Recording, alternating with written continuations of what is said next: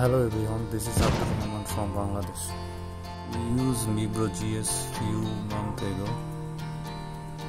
This is awesome and nice watch I ever seen in this price range.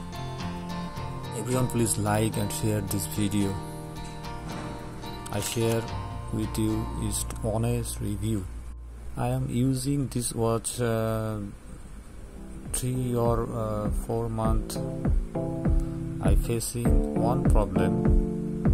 When I wear the watch, sensor is always on and battery draining very fast.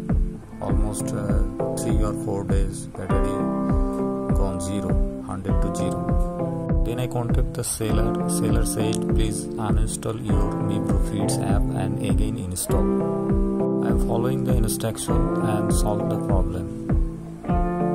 Before that I never seen any problem, and battery in normal mode normally 12 and 80 days backup. It's quite good. Sometimes connect with the phone, sometimes not. That's all my experience.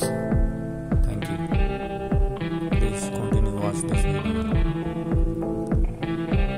If you need more information, please comment